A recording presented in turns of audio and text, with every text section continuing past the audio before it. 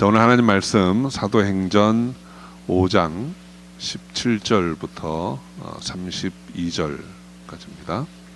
사도행전 5장 17절부터 32절 말씀 우리 한 절씩 교독하겠습니다. 대제사장과 그와 함께 있는 사람 즉 사두개인의 당파가 다 마음의 시기가 가득하여 일어나서 사도들을 잡아다가 옥에 가두었더니 주의 사자가 밤에 옥문을 열고 끌어내어 가로되 가서 성전에 서서 이 생명의 말씀을 다 백성에게 말하라 하매 저희가 듣고 새벽에 성전에 들어가서 가르치더니 대제사장과 그와 함께 있는 사람들이 와서 공회와 이스라엘 족속의 원로들을 다 모으고 사람을 옥에 보내어 사도들을 잡아오라 하니 관속들이 가서 옥에서 사도들을 보지 못하고 돌아와 말하여 가로되 우리가 보니 옥은 든든하게 잠기고 지킨 사람들이 문에 섰으되 문을 열고 본즉 그 안에는 한 사람도 없더이다 하니 성전 맡은 자와 제사장들이 이 말을 듣고 의혹하여 이 일이 어찌 될까 하더니 사람이 와서 고하되 보소서 옥에 가두었던 사람들이 성전에 서서 백성을 가르치더이다 하니 성전 맡은 자가 관속들과 같이 가서 저희를 잡아왔으나 강제로 못함은 백성들이 돌로 칠까 두려워함이로라.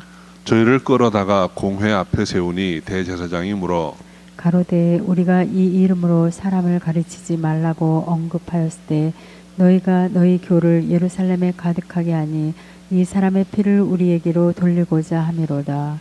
베드로와 사도들이 대답하여 가로되 사람보다 하나님을 순종하는 것이 마땅하니라. 너희가 나무에 달아 죽인 예수를 우리 조상의 하나님이 살리시고 이스라엘로 회개케 하사 죄사함을 얻게 하시려고 그를 오른손으로 높이사 임금과 구주를 삼으셨느니라. 우리는 이 일의 증인이요 하나님이 자기를 순종하는 사람들에게 주신 성령도 그러하니라 하더라. 아멘. 기도하겠습니다. 아버지 하나님 감사합니다. 오늘 복되고 아름다운 주님의 날 전에 부르셔서 신령과 진정으로 예배드릴 수 있게 하심을 감사합니다. 우리 마음의 중심을 주님께 올려드립니다. 주님 하감하시고 우리를 인도하여 주옵소서. 함께 하신 줄 믿사옵고 예수의 이름으로 기도합니다. 아멘. 오늘 본문의 앞부분에 보면 이제 사도들이 복음을 전할 때 표적과 기사가 많이 나타났다고 했습니다. 허다한 사람들이 모여서 병든 사람들이 치유받고 또 귀신이 쫓겨나는 그런 역사들이 있었던 것입니다. 하나님께서 이 사도들을 인정하고 그들에게 권유를 주셔서 이제 귀한 사명을 감당케 하셨던 것이죠. 그런데 우리가 이 복음서나 사도행전을 보면 이렇게 하나님의 놀라우신 역사와 큰 은혜가 있고 난 다음에는 꼭 도전하는 일이 있습니다. 위기가 찾아오는 것입니다. 우리가 개인적으로 예수 믿고 살아갈 때에도 참 열심으로 주님의 일을 해서 영적인 기쁨과 축복을 얻다 보면 반드시 시험하는 일이 따라오곤 합니다. 오늘 본문은 바로 이 교회에 바로 그런 위기가 찾아왔던 것입니다. 외부에서 가해진 핍박입니다. 17절 18절에 보면 대제사장과 사두개인들이 마음의 시기가 가득해서 사도들을 잡아다가 옥에 가두었다 했습니다. 이것이 베드로와 요한에게는 이제 두 번째 감옥에 들어가게 된 일이고 다른 사도들은 이제 처음으로 감옥에 잡히게 되는 그런 장면입니다. 대제사장과 사두개인은 성전 제사를 맡은 사람, 또 성전을 관리하는 아주 중요한 사명을 받은 사람들입니다. 그들은 하나님께로부터 택함 받았다라고 스스로 자부하고 있던 사람들이에요. 그런데 그들이 마음의 시기가 가득해서 사도들을 핍박했다고 했습니다. 하나님의 사람은 하나님의 종들을 서로 함께 섬기고 대우하고 동역해야 하는데 오히려 핍박하고 있는 것입니다. 가까이 있는 사람들이 핍박을 했습니다. 원수는 집안에 있다고 했습니다. 늘 가까운 데 있는 사람들이 언제 바뀔지 모르는 것이죠. 복음서와 사도행전의 기사를 쭉 읽어보면 이 교회의 최대의 적은 유대인들이었어요. 하나님의 백성, 하나님의 말씀 맡았다고 자부하던 그들이 늘 교회를 대적하고 사도들을 공격하는 편에 서 있었던 것입니다. 오늘 본문을 통해서 그들이 사도들을 핍박한 이유를 구체적으로 살펴보면 첫 번째는 17절 18절에 있는 시기입니다. 사도들이 그리스도에 관해서 증거할 때 백성들이 그 말씀에 따르는 표적과 기사를 보면서 하나님을 경외하게 되고 또 이 사도들을 칭송하였다고 했습니다. 그런데 사두개인들과 제사장들은 자기들이 받아야 될 백성들의 경외와 칭송을 사도들이 받으니까 그로 인해서 시기가 가득하였다 그랬습니다. 여러분, 이 시기라고 하는 것은 참 안타까운 죄입니다. 여러분, 시기하는 거 죄입니다. 그런데 다른 모든 죄악들과 달리 시기는 요만큼의 유익도 없어요. 여러분, 우리가 짓는 많은 죄들이 비록 순식간에 사라질 것이지만 요만큼의 이익이 있습니다. 어떤 죄를 지면 뭐 물질이라도 잠깐 써보고 잡혀갈 망정에 그 잠깐의 유익이 있어요. 어떤 죄를 지면 곧 후회하겠지만 당장의 쾌락을 조금이라도 맛보기도 합니다. 또 어떤 죄를 지으면 뭐 나중에 벌 받을 망정에 속이 시원할 때도 있어요. 그런데 여러분, 이 시기라고 하는 거는 시작되는 그 순간부터 고통만 줄 뿐입니다. 여러분, 누군가를 시기하고 질투해 보신 적 있나요? 그때 기쁨이 있었습니까? 즐거움이 있었습니까? 시기는 시작하면서부터 멈출 때까지 고통만 안겨줄 뿐이에요. 그러니까 시기하게 되면 물불을 못 가립니다. 심지어 하나님의 아들조차 죽이는 일이 있었고, 이제 하나님의 일을 하는 사도들을 핍박하는 데까지 나아가게 되는 거예요. 왜 시기하게 됩니까? 여러분, 시기는 비교에서 오는 것입니다. 우리가 누군가와 나를 비교하게 되면 결과는 둘 중에 하나예요. 우월감을 느끼든지 아니면 열등감을 느끼든지. 그 우월감이라는 것도 열등감의 다른 표현일 뿐입니다. 그 잠시 우월감을 느꼈던 거 시간이 지나면 금방 열등감으로 바뀝니다. 왜냐하면 더 나은 사람이 늘 있기 때문에. 그러니까 여러분, 비교하지 않으셔야 됩니다. 그러니까 우리 하나님의 사람은 늘 하나님과 나와의 관계만 생각하시면 돼요. 하나님이 저 사람은 어떻게 대우하나, 저 사람은 어떻게 돌보시나, 그거조차 볼 필요가 없습니다. 여러분, 여러분과 하나님과의 관계만 분명하고 튼튼하게 잡고 계시기를 바랍니다. 쟤는 어떻게 되나? 쟤는 왜 그랬지? 이런 거 따지지 마세요. 그러니까 비교하지 않고 늘 하나님의 기뻐하시는 뜻 안에서 살아가시는 저 여러분 되시기 바랍니다. 한번 옆에 계신 분한테 당부 한번 해주시죠. 비교하지 맙시다. 절대 비교하지 마시고 나는 하나님께 어떤 존재인가, 하나님 나를 어떻게 보시나, 그것만 생각하시면 됩니다.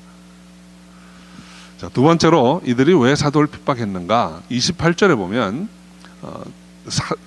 사두개인들과 제사장들의 입을 통해서 말이 나옵니다.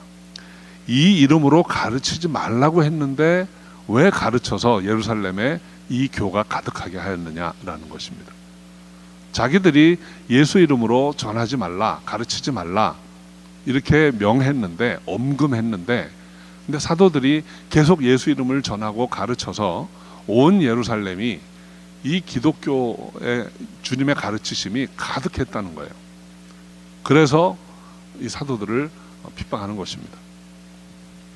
결국 자신들의 권위가 손상되었다는 거죠. 자기들이 하지 말라고 했는데 했다는 거예요.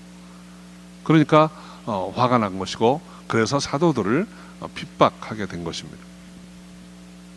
사실은 이 사두개인들이 이 제사장 직분을 유지하면서 백성들의 리더의 자리에 올라 있다라고 생각을 하고, 또 이 제사를 관리하고 성전을 관리하면서 실제적인 이익들을 많이 취했습니다. 그런데 지금 사도들이 복음을 전하고 백성들에게 칭송을 받고 이렇게 하니까 자신들의 권위를 잃어버리게 되고, 백성들이 자신들을 더 이상 칭송하지 않고 따르지 않게 되면 이제 이런 실제적인 이익들도 많이 놓치게 되는 것이죠. 그런 것을 우려해서 이제 이 사도들을 공격하였던 것입니다. 그래서 이제 이 사도들을 옥에 가두게 되었는데, 우리 말로는 그냥 옥이라고 번역되어 있지만 그 원어를 보면 퍼블릭 제일이라고 되어 있습니다. 그러니까 모든 사람들에게 공적으로 알려질 수 있도록 이 사도들을 잡아 가두는 것을 다 보게 하는 거예요. 왜 그렇게 했을까요? 백성들이 사도들을 따르지 못하도록. 사도들을 따르면 너희도 이렇게 된다라는 본을 보이려는 것입니다. 그러니까 과거에 이 독재 정권이 바른 말 하는 사람들을 옥에 가두는 것은 왜 가둡니까? 재판도 시원찮게 하지 않으면서 사람들이 이 사람 따르지 못하게 하려고, 본을 보이려고 그렇게 하는 거예요. 그래서 공적으로 이들을 옥에 가두었다고 했습니다. 권세자들이 옳은 일 하는 사람, 옳은 말 하는 사람들을 제압하고 옥에 가두는 것이 당장은 성공하는 것 같지만 결국은 성공하지 못합니다. 하나님이 계시기 때문에.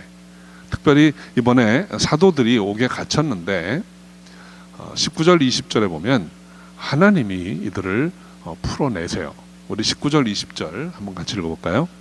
주의 사자가 밤에 옥문을 열고 끌어내어 가로되 가서 성전에 서서 이 생명의 말씀을 다 백성에게 말하라. 주의 사자가 옥문을 열고, 천사들이 옥문을 열고 풀어냈다는 것입니다. 하나님께서 열기로 작정하시면 인간이 아무리 견고하게 가둬놓아도 또는 묶어놓아도 아무 소용이 없습니다. 하나님이 열면 열리고 풀면 풀립니다. 문을 여시는 하나님, 풀어내시는 하나님을 찬양합니다. 사랑하는 성도 여러분, 그런데 하나님께서 때로는 감옥에 갇힌 종을 풀어내십니다.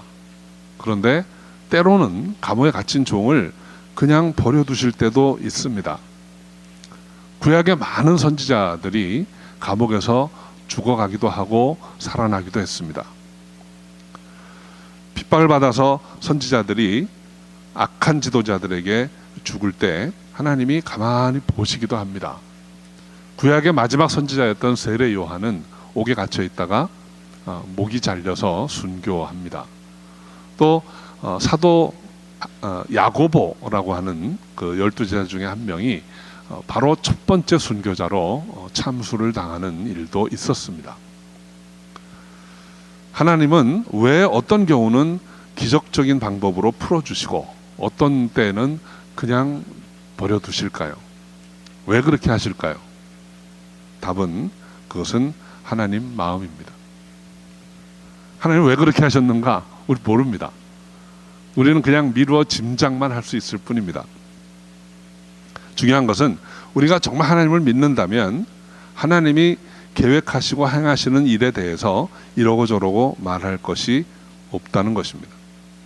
우리는 우리 생각에, 우리 경험에 좋은 일이 있으면 할렐루야 하고, 우리가 보기에 우리 생각에 좀 힘들고 어려운 일이다 싶으면 하나님 왜 이러세요? 왜 뭐 그런 얘기를 많이 합니다.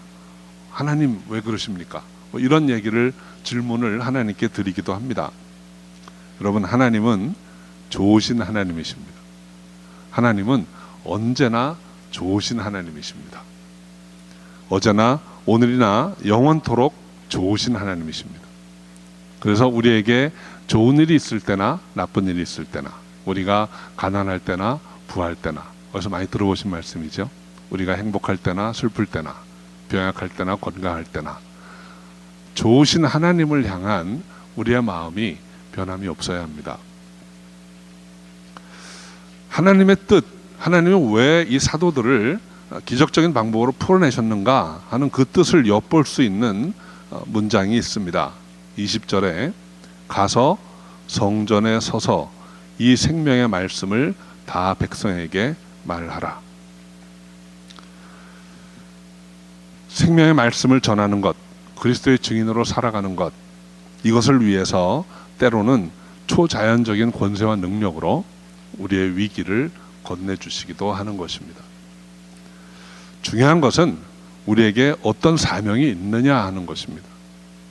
여러분은 우리 주님께로부터, 하나님께로부터 어떤 사명을 받으셨습니까? 그래서 여러분이 하나님께로부터 받은 비전이 무엇입니까? 어떤 비전을 갖고 어떤 사명을 품고 살아가십니까? 그리스도인은, 특별히 주님께로부터 받은 사명이 있는 그리스도인은 우리 육체로 얼마나 사느냐가 중요한 게 아니고 어떻게, 무엇을 하면서 살아가느냐, 이것이 중요한 것입니다. 빌립보서 1장 20절부터 24절 사이에 보면 사도 바울이 이렇게 말합니다. 살든지 죽든지 내 몸에서 그리스도가 존귀히 되게 하려 하나니 내가 떠나서 그리스도와 함께 있을 욕망을 가진 이것이 더욱 좋으나 내가 육신에 거하는 것이 너희를 위하여 더 유익하리라. 사도 바울은 사느냐 죽느냐가 중요한 것이 아니고 내가 얼마나 오래 사느냐 짧게 사느냐가 중요한 것이 아니고 마음의 본질은 그리스도와 함께 있는 것이 더욱 좋지만 이 땅에 사명이 있기 때문에 너희와 함께 잠시 더 머물게 되었다라고 말씀하고 있는 것입니다. 아직 해야 할 일이 있다면 하나님은 우리를 건져내십니다. 우리를 보호하십니다. 다니엘의 세 친구가 하나님에 대한 굳건한 신앙이 있었고 그 신앙을 후대에 남겨놓아야 했습니다. 그리 아니하실지라도 내가 여호와 하나님만을 경배하겠나이다. 이 믿음에 선포한 그 세 친구를 극렬히 타는 풀무에서 털끝 하나 상하지 않고 건져내신 것입니다. 하나님이 그들을 어떻게 지켜주시는가를 보여주시기 위해서 그렇게 하였습니다. 사도 바울은 로마에 가서 황제 앞에 서야 했기 때문에 배가 파선해도 살아남았고 독사에 물려도 죽지 않았습니다. 그리고 마침내 로마에 가서 많은 복음을 전하고 하나님의 뜻을 이루었던 것입니다. 반면에 초대교회 많은 그리스도인들은 콜로세움에서 사자밥이 되기도 하고 불에 태워 죽기도 했습니다. 그들에게는 육신의 생명보다 그리스도를 믿는 것이 더 귀하다는 것을 증거하는 그런 하나님의 사람들로 세울 필요가 있었던 것입니다. 여러분, 우리가 이 자리에 계신 여러분들이 다 나중에 천국 가서 다 함께 보리라고 저는 믿습니다. 나는 아닌데요? 이런 분 혹시 계신가요? 우리 다 천국 가면 다 만날 사람들입니다. 여러분 그때 천국 가서 만나면 아마 이 땅의 삶을 돌아볼 시간도 있을 거예요. 그때 되면 여러분 혹시 이런 대화를 나눌지 모릅니다. 어떻게 왔어 당신은? 나 그 암 걸려가지고 좀 고생하다 왔지. 당신은 어떻게 왔어? 나는 교통사고로 나는 금방 왔어. 당신은 어떻게 왔어? 나 심장마비로 간단하게 왔어. 뭐 이런 다 지나간 이야기는 그렇게 중요한 게 아니에요. 우리가 영원한 삶을 살게 될 천국에서 살게 될 것이기 때문에 이 땅에서의 어떤 일들은 그냥 다 지나간 일들일 뿐입니다. 그렇기 때문에 큰 그림을 가지고 보면 하나님이 나를 이 땅에 더 두시는 것이 축복인지 빨리 데려가시는 게 축복인지 우리는 모릅니다. 우리는 당장의 어떤 일을 가지고 자꾸 판단하려고 하는 것뿐입니다. 찬송가 499장 제가 참 좋아하는 찬송인데요. 3절에 보면 가사가 이렇습니다. 밤 깊도록 동산 안에 주와 함께 있으려 하나 괴로운 세상에 할 일 많아서 날 가라 명하신다. 우리는 주와 함께 있는 것이 최상의 복입니다. 그런데 이 괴로운 세상에 할 일이 많아서 또 가야 된다는 거예요. 여러분에게 한번 여쭤보겠습니다. 여러분 괴로운 세상에 할 일 많은데 더 있기를 원하십니까? 아니면 주와 함께 있기를 원하십니까? 네. 주와 함께 있는 것을 더 사모하시는 여러분 되시기 바랍니다. 그렇지만 사명감을 갖고 이 괴로운 세상에서 할 일 좀 더 하시다가 가시기 바랍니다. 21절부터 28절에는 추록한 사도들이 이 복음을 전하다가 다시 붙들려가는 내용을 기록하고 있습니다. 그들이 왜 다시 붙들려갔습니까? 천사가 명한 일을 했기 때문이에요. 하나님의 놀라운 방식으로 풀려난 사람들이 자 이제 큰일 날 뻔했다. 그리고 어디론가 도망갔다면 더 이상 아무 일도 일어나지 않을 것입니다. 그런데 이 사도들은 하나님이 그런 방법으로 풀어주신 이유를 분명히 알았어요. 그것은 사명입니다. 그래서 그들이 다시 예수 이름으로 가르치고 전도를 했습니다. 그 결과로 이들은 또다시 붙들려 갔습니다. 그런데 제사장과 사두개인들은 사도들이 풀려난 것을 모르고 있었어요. 그래가지고 날이 밝아서 이제 재판을 다시 하려고 사람을 보내서 그 감옥에 있는 사도들이 끌어오너라 이렇게 했는데 사람이 데리러 가서 보니까 옥문은 여전히 잠겨 있고 파수하는 자들은 여전히 서 있는데 사도들이 없는 것입니다. 그래서 이 제사장들과 사두개인들이 아마도 어안이 벙벙했을 거예요. 그런데 어떤 사람이 갑자기 그들에게 와서 보고를 합니다. 사도들이 성전에서 가르치고 있습니다. 이렇게 얘기한 거예요. 이게 무슨 일인가? 사도들은 그 새벽에 나가서 성전에 서서 천사가 명한 그대로 사람들을 가르치고 있었던 것입니다. 여기에서 여러분 그 백성들의 마음이 어땠을까 하는 것을 한번 상상해 보시기 바랍니다. 아까 제가 말씀드리기를 공공 감옥에 사도들이 갇혔다는 것은 모든 백성들이 다 볼 수 있게 이 사도들을 구금하고 가두었습니다. 밤에 그렇게 했습니다. 그런데 새벽에 성전 앞에서 사도들이 가르치고 있는 거예요. 그렇다면 백성들이 어떤 생각을 하겠습니까? 둘 중에 하나겠죠. 저 사람들이 아무 죄가 없다는 걸 알고 사두개인과 제사장들이 풀어주었겠구나. 또 하나는 그들이 풀어주지 않았다면 하나님이 풀어주신 거예요. 그러니까 이 백성들이 그들의 말을 들으면서 가르치고 전하는 복음을 들으면서 아마도 뜨거운 분위기였을 것입니다. 우리가 며칠 전에 또는 엊그제 그 경외하고 칭송하던 표적과 기사가 따르는 그 말씀이 맞는 거였어. 그게 정말 하나님의 말씀이었어 라고 생각하면서 아마 아멘 소리도 우렁차게 이렇게 듣고 있었을 거예요. 그래서 이 제사장들이 그 사도들 다시 잡아와라 이렇게 해서 사람을 보냈는데 그 보낸 사람이 사도들을 함부로 못했다는 것입니다. 오늘 본문에 보면 어떻게 되어 있습니까? 26절에 성전 맡은 자가 관속들과 같이 가서 저희를 잡아왔으나 강제로 못함은 백성들이 돌로 칠까 두려워함이라. 그 분위기가 지금 가서 강제로 사도들을 구인할 만한 분위기가 아니라는 것입니다. 그래서 아마 이 잡으러 간 사람이 죄송하지만 우리 대제사장께서 좀 뵙기를 원하십니다. 괜찮으시면 좀 가실까요? 아주 정중하게 이렇게 백성들 앞에서 이들을 이끌어 갔을 것입니다. 그래서 이 사도들이 다시 제사장들 앞에 오게 됩니다. 그리고 공회 앞에 서게 됩니다. 그때 공회 앞에 선 사도들에게 대제사장이 한 질문이 28절입니다. 우리가 이 이름으로 사람을 가르치지 말라고 엄금하였으되 너희가 너희 교를 예루살렘에 가득하게 하니 이 사람의 피를 우리에게로 돌리고자 함이로라. 예수 그리스도 이름으로 전하지도 말고 가르치지도 말라고 그렇게 엄히 명했는데 왜 또 그렇게 했느냐? 그래서 온 예루살렘이 다 너희들 지금 말한 거 믿고 소동하지 않느냐라는 것입니다. 그런데 이 대제사장들이 정말 두려웠던 것은 제일 마지막 말씀입니다. 이 사람의 피를 우리에게로 돌리고자 함이로라. 이 사람의 피를 우리에게로 돌리고자 함이로라. 사도들이 이 성령이 임한 후에 복음 전할 때마다 꼭 빼지 않고 하는 말이 이 부분입니다. 그러니까 사도들이 전한 복음의 내용이 어떤 것입니까? 하나님이 약속하셨고 선지자들이 계속 예언했고 그런 메시아가 바로 이 예수 그리스도인데 이분이 이 땅에 오셨을 때 너희가 잡아 죽였다. 이 얘기를 꼭 합니다. 너희가 십자가에 못 박아 죽인 예수, 이분이 하나님의 보내신 하나님의 뜻을 행하러 이 땅에 오신 메시아다. 이 이야기를 꼭 합니다. 그러니까 이 말을 듣는 사두개인이나 제사장들이 마음이 어떻겠습니까? 이제는 우리가 망하게 되었다는 거예요. 온 백성들이 다 그렇게 생각하고 너희는 도대체 뭐냐? 라고 묻고 따지기 시작하면 굉장히 피곤해지는 거예요.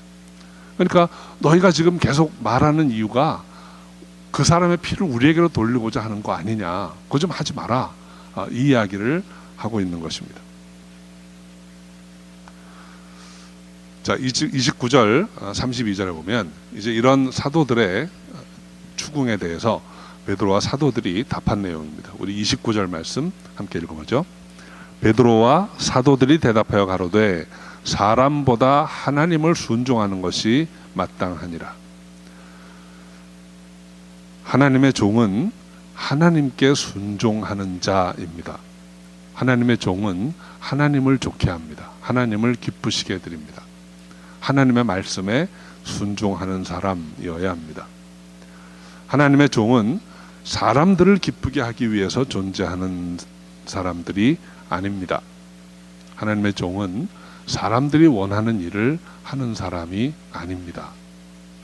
사도 바울이 갈라디아서 1장 10절에 이렇게 말합니다. 이제 내가 사람들에게 좋게 하랴 하나님께 좋게 하랴 사람들에게 기쁨을 구하랴. 내가 지금까지 사람의 기쁨을 구하는 것이 어떠면 그리스도의 종이 아니니라. 사도들은 하나님의 뜻에 순종해서 예수 이름으로 복음을 전했습니다. 그리스도께서 하라고 하신 일을 할 뿐입니다. 이것이 대제사장들을 기쁘게 하지 못한다 해도 중요한 것이 아닙니다. 우리가 성경에 보면 위에 세운 권위에 순종하라는 말씀이 있습니다. 근데 그거는 조건이 있습니다. 그 권위가 하나님의 뜻을 쫓아 권위를 행할 때 우리 순종해야 합니다. 그러나 하나님의 뜻과 다른 뜻을 이야기할 때 우리는 하나님의 뜻을 쫓아야 하는 사람들입니다. 그래서 사도들이 지금 이 대제사장에 말하고 있는 것입니다. 우리가 사람의 뜻을 쫓는 것이 아니고 하나님의 말씀에 순종하는 것이 마땅하도다라고 선포한 것입니다. 하나님의 뜻, 하나님의 말씀에 순종하면서 살아가는 저 여러분 되시기를 주의 이름으로 축원합니다. 30절부터 32절은 하나님께 순종함으로 사도들이 전했던 말씀의 요지입니다. 첫 번째는 30절입니다. 너희가 나무에 달아 죽인 예수. 이제는 이 말씀을 맨 앞에 올립니다. 너희가, 사두개인들과 제사장들이 나무에 달아 죽인 예수, 십자가에 못 박아 죽인 예수, 그 예수를 우리 조상의 하나님이 살리셨고 31절에 보면 이제 이스라엘로 회개케 하사 죄사함을 얻게 하시려고 임금과 구주를 삼으셨다는 것입니다. 이 말씀만으로 아마 이 대제사장과 사두개인들의 얼굴이 사색이 될 것입니다. 하나님이 구주와 임금으로 세우신 예수를 너희가 못 박아 죽였다라는 것입니다. 이 말씀만으로도 사두개인들과 제사장들은 갈 데가 없습니다. 중요한 것은 이제 이스라엘로 회개케 하사 죄사함을 얻게 하시려고 하나님이 그렇게 하셨다는 거예요. 그러니까 이제라도, 지금이라도 너희가 회개하고 죄사함을 얻으면 된다는 것입니다. 사도들은 어디에 가서나 이 메시지만을 반복해서 전합니다. 미련하다 싶게 이 말씀만 전합니다. 바울도 그랬습니다. 화려한 수사, 언변, 논리 이런 것에 의존하지 않았습니다. 바울이 말하기를 나는 십자가에 미련한 것만 전한다 그랬습니다. 예수 그리스도, 오직 예수만을 전해야 합니다. 우리가 어떤 형편에 어떤 상황에 처해도 예수 이름만을 전하고 증거할 수 있다면 하나님이 기뻐하세요. 하나님이 내 편이 되십니다. 여러분 정말 때로는 많이 설명할 수 없는 상황이 될 때도 있어요. 그래서 그때는 정말 예수만 전해도 돼요. 여러분 예수라는 이름이 무슨 이름입니까? 예수가 여호수아예요. 여호수아는 여호와께서 구원하신다입니다. 그러니까 정말 아무 생각이 안 나도 예수라는 이름 하나만은 좀 기억해야 돼요. 그러려면 평소에 입에 예수를 달고 살아야 됩니다. 예수가 나를 구원하신다. 구원의 주 예수. 그 이름만 증거하고 선포할 수 있는 저러분 되시기를 바랍니다. 32절 같이 한번 읽어볼까요? 우리는 이 일의 증인이요 하나님이 자기를 순종하는 사람들에게 주신 성령도 그러하니라. 우리가 이 일의 증인이라고 했습니다. 그리고 성령께서도 이 일의 증인이라고 했어요. 근데 사도들이 우리가 이 일의 증인이다라고 자신 있게 지금 선포하고 있습니다. 근데 이것은 성령이 함께하지 아니하면 할 수 없는 일입니다. 사도들은 물론 예수님과 3년 공생의 기간을 같이 했습니다. 그런데 그들의 마지막 예수님 십자가에 달리시던 때의 모습을 돌이켜보면 그들은 증인이 될 수 없는 사람들이었어요. 왜 그렇습니까? 예수를 버리고 다 도망갔습니다. 예수를 부인하고 모른다고 했던 사람들입니다. 그런데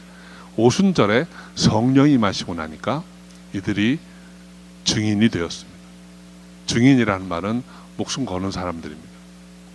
내가 이 말씀 전하는데 이게 잘못됐다면 내 죽어도 좋다는 거예요. 이 하나님의 말씀을 전한 것 때문에 너희가 나를 죽여도 기꺼이 죽겠다는 거예요. 그렇지만 이 말씀만은 양보할 수 없다는 것이죠. 이게 증인입니다.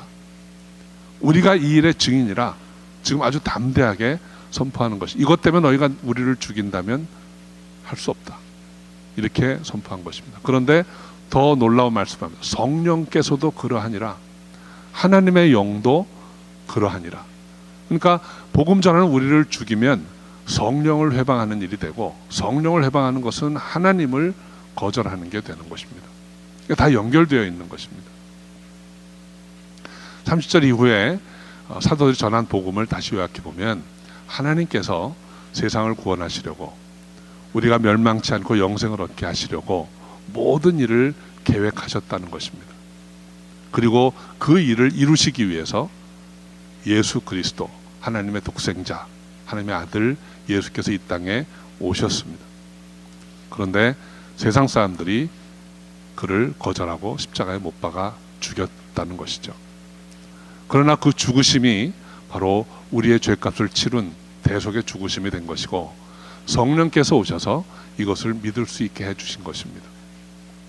하나님이 계획하시고 예수께서 대속하셨고 성령께서 믿게 하시고 인쳐주셨다는 것입니다. 그러니까 이제 너희도 회개해서 죄사함을 받으라 하는 말씀을 하고 있는 것입니다.